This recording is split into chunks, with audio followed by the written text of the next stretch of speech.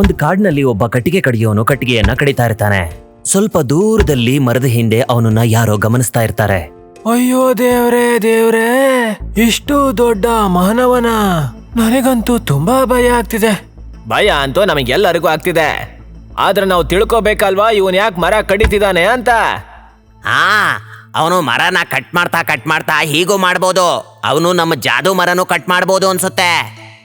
ಅಯ್ಯೋ, ಅವನು ನಮ್ಮ ಜಾದು ಮರನ ಕಟ್ ಮಾಡ್ಬಿಟ್ರೆ ನಾವು ಈ ಗ್ರಹಕ್ಕೆ ಯಾವತ್ತೂ ಬರೋದಿಕ್ ಸಾಧ್ಯನೇ ಇಲ್ಲ. ಈ ವಿಷಯನ ನಾವು ಆದಷ್ಟು ಬೇಗ ನಮ್ಮ ಮಹಾರಾಜರಿಗೆ ತಿಳಿಸ್ಬೇಕು.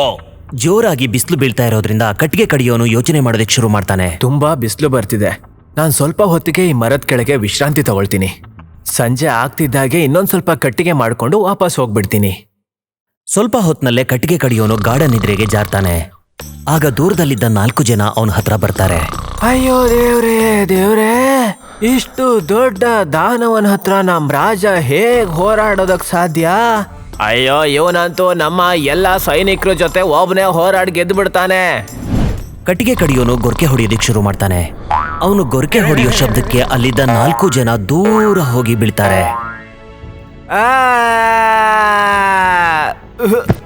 ಅಯ್ಯೋ ಅಣ್ಣ, ಬೇಗ ಬೇಗ ನಮ್ ಜೀವ ಉಳಿಸ್ಕೊಂಡು ಇಲ್ಲಿಂದ ಹೋಗ್ಬಿಡೋಣ, ಇಲ್ಲ ಅಂದ್ರೆ ನಮ್ ಪ್ರಾಣ ಖಂಡಿತವಾಗ್ಲೂ ಉಳಿಯೋಕ್ ಸಾಧ್ಯನೇ ಇಲ್ಲ.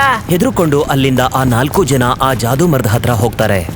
ಹೋಗ್ತಾ ಹೋಗ್ತಾ ಆ ಜಾದೂ ಮರದ ಹತ್ರ ಹೋಗಿ ಅವರು ಅಲ್ಲಿ ಮಾಯ ಆಗ್ತಾರೆ. ಆಗ ಆ 4 ಜನನು ಆ ಮರದ ಮೂಲಕ ತಮ್ಮ ಪ್ರಪಂಚಕ್ಕೆ ವಾಪಸ್ ಬರ್ತಾರೆ. ಒಳ್ಳೇದೇ ಆಯ್ತು, ನಮ್ ಗ್ರಹಕ್ಕೆ ನಾವು ವಾಪಸ್ ಬಂದಿದ್ದು, ಇಲ್ಲ ಅಂದ್ರೆ ಆ ದಾನವ ನಮ್ಮನ್ನ ಸಾಯಿಸೇ ಬಿಡ್ತಿದ್ನೇನೋ. ಬೀಸೋ ದೊಣ್ಣೆಯಿಂದ ತಪ್ಪಿಸ್ಕೊಂಡ್ರೆ 100 ವರ್ಷ ಆಯಸ್ಸಂತೆ. ಇದ್ರ ಬಗ್ಗೆ ಆಮೇಲೆ ಚಿಂತೆ ಮಾಡೋಣ, ಮೊದ್ಲು ಮಹಾರಾಜರ ಹತ್ರ ಹೋಗೋಣ ಬನ್ನಿ. ಆ ದಾನವನ ಬಗ್ಗೆ ನಾವು ಮಹಾರಾಜರಿಗೆ ಹೇಳ್ಬೇಕು. ಆ 4 ಜನ ರಾಜನ ಹತ್ರ ಬರ್ತಾರೆ. ಮಹಾರಾಜರಿಗೆ ಜಯವಾಗ್ಲಿ, ನನ್ನ ಹೆಸರು ವಿಕ್ರಮಾದಿತ್ಯ. ನಾನು ನಮ್ ಸ್ನೇಹಿತರ ಜೊತೆ ಜಾದೂ ಮಾರ್ಗದ ಮೂಲಕ ಇನ್ನೊಂದು ಗ್ರಹಕ್ಕೆ ಹೋಗಿದ್ವಿ. ಅಲ್ಲಿ ನಾವು ತುಂಬಾ ದೊಡ್ಡ ದಾನವನ್ ನೋಡಿದ್ವಿ. ಅವನೆಷ್ಟು ಉದ್ದ ಇದ್ದಾನೆ ಅಂದ್ರೆ ಅವನೊಬ್ನೇ ನಮ್ ಸೈನಿಕರನ್ನೆಲ್ಲ ಖಂಡಿತವಾಗ್ಲೂ ಸೋಲ್ಸ್ಬಿಡ್ಬೋದು. ಆದ್ರೆ ಬೇರೆ ಗ್ರಹದ ದಾನವ ನಮ್ ಸೈನಿಕರ ಜೊತೆ ಯಾಕೆ ಹೋರಾಡ್ತಾನೆ? ಮಹಾಪ್ರಭು, ಅವನ್ ಜೊತೆ ನಾವು ಹೋರಾಡ್ಲೇಬೇಕು.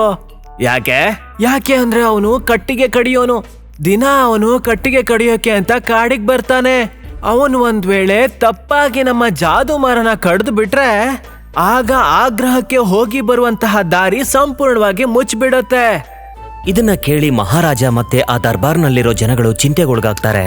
ಅಲ್ಲೇ ಇದ್ದ ರಾಜಗುರುಗಳ ಹತ್ರ ಮಹಾರಾಜರು ಪರಿಹಾರ ಕೇಳ್ತಾರೆ. ಗುರುಗಳೇ, ಹೇಗಾದ್ರೂ ಮಾಡಿ ಮುಂಬರುವಂತಹ ಸಮಸ್ಯೆನ ಬಗೆಹರಿಸೋದಕ್ಕೆ ಒಂದು ಉಪಾಯ ಹೇಳಿ. ಆಗ ರಾಜಗುರುಗಳು ಹೇಳ್ತಾರೆ, ಚಿಂತೆ ಮಾಡ್ಬೇಕಾಗಿರೋ ವಿಷಯ ಅದಲ್ಲ, ಆ ದಾನವ ಜಾದು ಮರನ ಕಟ್ ಮಾಡ್ತಾನೆ ಅಂತ. ಚಿಂತೆ ಮಾಡ್ಬೇಕಾಗಿರೋದು ಒಂದ್ ವೇಳೆ ಆ ದಾನವ ಇಲ್ಲಿಗೆ ಬಂದ್ರೆ ನಾವು ಏನ್ ಮಾಡೋದು? ಅಂದ್ರೆ ನಿಮ್ ಮಾತಿನ ಅರ್ಥ ಗುರುಗಳೇ? ನನ್ ಮಾತಿನ ಅರ್ಥ, ಆ ದಾನವ ಜಾದು ಮರನ ಯಾವತ್ತೂ ಕಟ್ ಮಾಡಕ್ಕಾಗಲ್ಲ. ಒಂದ್ ವೇಳೆ ಅವನು ಆ ಜಾದು ಮರನ ಕಟ್ ಮಾಡೋದಿಕ್ಕೆ ಆ ಮರಕ್ಕೆ ಹೊಡೆದ್ರೆ ಅವನು ಸೀದಾ ನಮ್ಮ ಗ್ರಹಕ್ಕೆ ಬಂದ್ಬಿಡ್ತಾನೆ. ಅಯ್ಯೋ ದೇವ್ರೆ, ಹಾಗಾಗಿ ನಾವೇನ್ ಚಿಂತೆ ಮಾಡ್ಬೇಕು ಅಂದ್ರೆ ಆ ದಾನವ ಏನಾದ್ರೂ ಇಲ್ಲಿಗೆ ಬಂದ್ಬಿಟ್ರೆ ಅವನ ವಿರುದ್ಧ ನಾವು ಹೇಗ್ ಹೋರಾಡೋದು? ಈ ಕಡೆ ಸಂಜೆ ಆಗ್ತಾ ಇದ್ದ ಹಾಗೆ ನಿದ್ರೆಯಿಂದ ಹೊರಬಂದ ಆ ಕಟ್ಟಿಗೆ ಕಡಿಯೋನು ಕಟ್ಟಿಗೆ ಕಡಿಯೋದಿಕ್ಕೆ ಶುರು ಮಾಡ್ತಾನೆ. ಕಟ್ಟಿಗೆ ಕಡಿಯೋನ ಕಣ್ಣು ಆ ಜಾದೂ ಮರದ ಮೇಲೆ ಬೀಳುತ್ತೆ. ಈ ಮರ ಚೆನ್ನಾಗಿದೆ, ನಾನಿವತ್ತು ಇದನ್ನ ಕತ್ತರಿಸ್ತೀನಿ. ಕಟ್ಟಿಗೆ ಕಡಿಯೋನು ಕೊಡಲಿಯಿಂದ ಆ ಮರಕ್ಕೆ ಏಟು ಹೊಡಿತಿದ್ದ ಹಾಗೇನೆ ಅವನು ಆ ಬೋನು ಗ್ರಹಕ್ಕೆ ಬಂದು ಸೇರ್ಕೊಳ್ತಾನೆ. ಅಯ್ಯೋ ದೇವ್ರೆ, ಇದೇನಾಗೋಯ್ತು? ನಾನಿಲ್ಲಿಗೆ ಹೇಗ್ ಬಂದ್ಬಿಟ್ಟೆ? ಆ ಕಟ್ಟಿಗೆ ಕಡಿಯೋನ ನೋಡಿದ ತಕ್ಷಣ ಅಲ್ಲಿದ್ದ ಬೋನುಗಳೆಲ್ಲ ಅಲ್ಲಿಂದ ಓಡೋದಿಕ್ಕೆ ಶುರು ಮಾಡ್ತಾರೆ. ಕಾಪಾಡಿ ಕಾಪಾಡಿ, ಅಯ್ಯೋ ಕಾಪಾಡಿ! ಇವರೆಲ್ಲ ನನಗೆ ತುಂಬಾ ಸಣ್ಣದಾಗಿ ಕಾಣಿಸ್ತಿದ್ದಾರೆ. ಅಂದ್ರೆ ನಾನು ಬೇರೆ ಗ್ರಹಕ್ಕೆ ಬಂದ್ಬಿಟ್ನಾ? ಕಟ್ಟಿಗೆ ಕಡಿಯೋನು ಈ ಗ್ರಹಕ್ಕೆ ಬಂದ ವಿಷಯನ ಅವರು ಮಹಾರಾಜನಿಗೆ ತಿಳಿಸ್ತಾರೆ. ಮಹಾಪ್ರಭು ಮಹಾಪ್ರಭು, ನಾವ್ ಯಾವ್ದಕ್ ಭಯ ಪಡ್ತಿದ್ವೋ ಅದೇ ಆಗೋಯ್ತು. ಆ ದಾನವ ನಮ್ ಗ್ರಹಕ್ಕೆ ಬಂದ್ಬಿಟ್ಟ. ಆ ದಾನವನ ಸಾಯಿಸೋದಕ್ಕೆ ಪಿರಂಗಿಗಳನ್ನ ತಯಾರು ಮಾಡಿ. ಅಯ್ಯೋ, ಇದಾದ್ರೂ ಹೇಳಿ ನಾನಿಲ್ಲಿಗೆ ಹೇಗ್ ಬಂದೆ ಅಂತ. ನೀನು ಸಾವಿನ ದವಡೆಗೆ ಬಂದಿದೀಯ ದಾನವ, ಆಕ್ರಮಣ! ಬೋನು ಸಿಪಾಯಿಗಳು ಕಟ್ಟಿಗೆ ಕಡಿಯೋನ್ ಮೇಲೆ ಬಾಣದಿಂದ ಪ್ರಹಾರ ಮಾಡ್ತಾರೆ. ಅಯ್ಯೋ, ಈ ಬಾಣಗಳು ಇವನಿಗೇನು ನಾಡ್ತಾನೆ ಇಲ್ವಲ್ಲ. ಇವನಿಗೆ ತೋಪಿನಿಂದ ಹೊಡಿರಿ. ಅಯ್ಯೋ ದೇವ್ರೆ, ಈ ದಾನವನಿಗೆ ತೋಪಿಂದ ಕೂಡ ಏನು ನಾಡ್ತಿಲ್ವಲ್ಲ. ಮಹಾರಾಜರಿಗೆ ಹೇಳಲೇಬೇಕು. ನಡೀರಿ! ನನಗೆ ಗೊತ್ತಾಗ್ತಿಲ್ಲ, ಈ ಬೋನೆಗಳು ನನ್ನನ್ನು ಶತ್ರು ಅಂತ ಯಾಕೆ ನೋಡ್ತಿದ್ದಾರೆ. ನನ್ ಜೊತೆ ಸ್ನೇಹ ಬೆಳೆಸ್ತೀಯಾ? ನನ್ ಜೊತೆ ಸ್ನೇಹ ಬೆಳೆಸ್ತೀಯಾ ಹೇಳು? ಕಟ್ಟಿಗೆ ಕಡಿಯೋನು ತನ್ನ ಕಾಲ ಹತ್ರ ಇರೋ ಒಬ್ಬ ಬೋನೋನ ನೋಡ್ತಾನೆ. ಅವನನ್ನ ಎತ್ಕೊಂಡು ತನ್ನ ಅಂಗೈಯಲ್ಲಿ ಇಟ್ಕೊಂಡು ಹೇಳ್ತಾನೆ, ಹೇಳಿ ಮಹಾಶಯರೇ, ನೀವೇನ್ನ ಬಯಸ್ತಾ ಇದ್ದೀರಾ? ನೀನ್ ನನ್ ಜೊತೆ ಸ್ನೇಹ ಬೆಳೆಸ್ತೀಯಾ? ಅಯ್ಯೋ ಅಣ್ಣ, ನಾನ್ ನಿಮ್ಮೆಲ್ಲರ ಸ್ನೇಹಿತ, ಆದ್ರೆ ನೀವೇ ನನ್ನನ್ನ ಶತ್ರು ಅನ್ಕೊಂಡಿದ್ದೀರಾ. ಈ ಕಡೆ ಸೇನಾಧಿಪತಿ ಮಹಾರಾಜನಿಗೆ ಹೇಳ್ತಾನೆ, ಎಡವಟ್ಟಾಗೋಯ್ತು ಮಹಾಪ್ರಭು. ದಾನವನ್ ಮೇಲೆ ತೋಪಿನ ದಾಳಿ ಮಾಡಿದ್ವಿ, ಆದ್ರೂ ದಾನವನಿಗೆ ನಮ್ ಕೈಯಿಂದ ಏನು ಮಾಡೋಕ್ಕಾಗ್ಲಿಲ್ಲ. ಹಾಗಾದ್ರೆ ಏನ್ ಮಾಡೋದು? ಗುರುದೇವ, ನೀವೇ ಏನಾದ್ರೂ ದಾರಿ ತೋರ್ಬೇಕು. ಈ ದೈತ್ಯ ದಾನವನಿಗೆ ನಮ್ಮ ಹತ್ರ ಇರೋ ಆಯುಧಗಳಿಂದ ಏನು ಮಾಡೋದಿಕ್ಕಾಗಲ್ಲ. ಅವನನ್ನ ನಾಶ ಮಾಡೋದಿಕ್ಕೆ ನಾವು ಜಾದೂನ ಪ್ರಯೋಗ ಮಾಡ್ಬೇಕು. ಸರಿ ಗುರುದೇವ, ಜಂಕು ಜಾದುಗಾರಿರಿನ ಕರೀರಿ. ಮಹಾರಾಜ ಬಹುಪರಾಗ್, ನೀವು ನನ್ನ ನೆನಪು ಮಾಡ್ಕೊಂಡ್ರಾ? ಹಾ, ನನಗ್ ಗೊತ್ತಾಗ್ತಿಲ್ಲ, ಯಾರೋ ನಮ್ ಗ್ರಹದ ಮೇಲೆ ಕಣ್ಣು ಹಾಕಿದ್ದಾರೆ.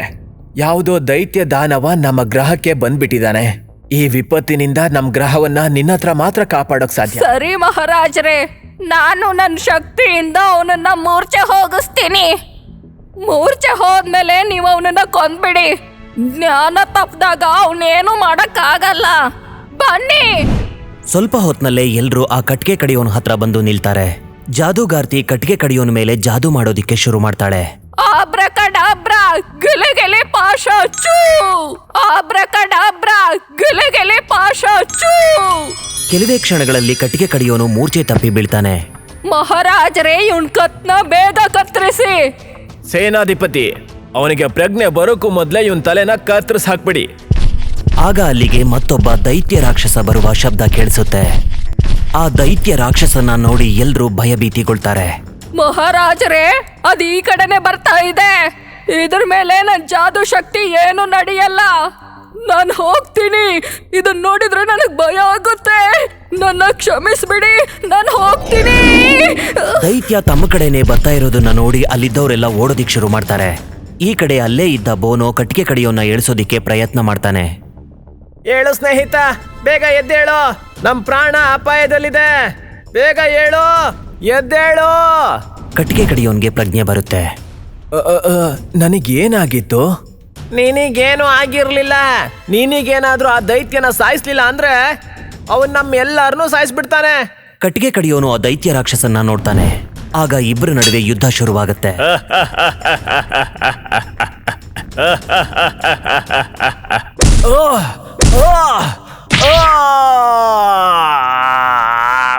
ಯುದ್ಧದ ಕೊನೆಯಲ್ಲಿ ಕಟ್ಟಿಗೆ ಕಡಿಯೋನು ತನ್ನ ಕೊಡಲಿಯಿಂದ ಆ ದೈತ್ಯ ರಾಕ್ಷಸನನ್ನ ಕೊಲ್ತಾನೆ.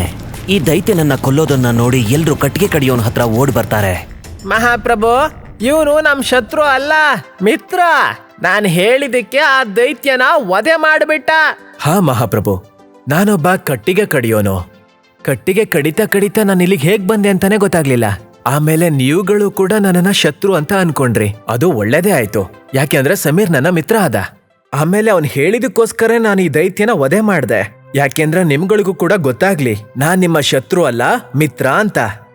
ಮಹಾಪ್ರಭು, ಇವ್ರು ತುಂಬಾ ಒಳ್ಳೆಯವರು. ಯಾಕೆ ನಾವು ಯಾವಾಗ್ಲೂ ಇವ್ರನ್ನ ಇಲ್ಲೇ ಇಟ್ಕೊಂಡ್ ಬಿಡ್ಬಾರ್ದು? ಇಲ್ಲ ಸ್ನೇಹಿತರೆ, ಒಂದ್ ವೇಳೆ ಕಟ್ಟಿಗೆ ತಗೊಂಡ್ ಮನೆಗೆ ಹೋಗ್ಲಿಲ್ಲ ಅಂದ್ರೆ ನಮ್ ಮನೆಯವರೆಲ್ಲ ಹಸುವಿನಿಂದ ಸಾಯ್ತಾರೆ. ಆ ರೀತಿ ಏನು ಆಗಲ್ಲ ಮಿತ್ರ. ಯಾಕೆ ಅಂದ್ರೆ ಇವತ್ತಿಂದ ನೀನು ಕಟ್ಟಿಗೆ ಕಡಿಯುವಂತ ಅವಶ್ಯಕತೆ ಇಲ್ಲ. ಯಾಕೆ ಅಂದ್ರೆ ನನ್ನ ಖಜಾನೆಯಿಂದ ನಿನಗೆ ಉಡುಗೊರೆಯಾಗಿ ಚಿನ್ನವನ್ನ ಕೊಡ್ತೀನಿ, ಸರಿನಾ? ಹಾ ಮಿತ್ರ, ನೀನಂತೂ ಶ್ರೀಮಂತ ಆಗ್ಬಿಟ್ಟೆ. ಮತ್ತೆ ಸಮೀರ್, ನಿನಗೂ ಕೂಡ ನಾವು ಆಭಾರಿಯಾಗಿದ್ದೀವಿ. ಯಾಕೆಂದ್ರೆ ನೀನ್ ಹೇಳಿದ ಕಾರಣಕ್ಕಾಗಿ ಆ ಸೈತಾನನ ವಧೆ ಮಾಡಿ ನಮ್ಮನ್ನ ಮತ್ತೆ ಗ್ರಹವನ್ನ ರಕ್ಷಿಸಿದಾನ ಇವನು. ಹಾಗಾಗಿ ನನ್ನ ಮಗಳನ್ನ ನಿನಗೆ ಒಪ್ಪಿಸ್ತಿದ್ದೀನಿ. ಇವತ್ತಿಂದ ನೀನು ನನ್ನ ಅಳಿಯ. ಇದನ್ನ ಕೇಳಿ ಎಲ್ರೂ ಸಂತೋಷಗೊಳ್ತಾರೆ. ಸರಿ, ಹಾಗಾದ್ರೆ ನನಗೆ ಈ ವಿಷಯ ಹೇಳಿ. ಈ ಗ್ರಹದಿಂದ ನನ್ನ ಗ್ರಹಕ್ಕೆ ಹೋಗೋ ದಾರಿ ಎಲ್ಲಿದೆ ಅಂತ ತಿಳಿಸಿ. ನಿನಗಂತೂ ನಿನ್ನ ಗ್ರಹಕ್ಕೆ ಹೋಗುವಂತಹ ದಾರಿಯನ್ನ ತೋರಿಸ್ತೀವಿ. ಆದ್ರೆ ನೀನ್ ನಮಗೆ ಮಾತ್ ಕೊಡ್ಬೇಕು. ಹಾ, ಮಾತ್ ಕೊಡು. ನೀನ್ ಯಾವಾಗ್ಲೂ ನಮ್ ಗ್ರಹಕ್ಕೆ ಬಂದು ನಮ್ಮನ್ನ ಭೇಟಿ ಮಾಡ್ತೀಯ ಅಂತ. ನಾನ್ ಮಾತ್ ಕೊಡ್ತೀನಿ. ನಾನ್ ನಿಮ್ಮನ್ನೆಲ್ಲ ಭೇಟಿ ಮಾಡೋದಕ್ಕೆ ಇಲ್ಲಿಗೆ ಬರ್ತಾ ಇರ್ತೀನಿ.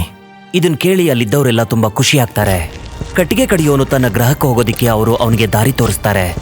ಕಟ್ಟಿಗೆ ಕಡಿಯೋನು ಆ ಜಾದೂ ಮರದ ಮುಖಾಂತರ ತನ್ನ ಗ್ರಹಕ್ಕೆ ವಾಪಸ್ ಬಂದಾಗ ಮಹಾರಾಜರು ಕೊಟ್ಟ ಧನ ಧಾನ್ಯ ಅಂತಸ್ತಿನಿಂದ ಅವನು ತನ್ನ ಜೀವನವನ್ನ ಸಂತೋಷದಿಂದ ಕಳೀತಾನೆ.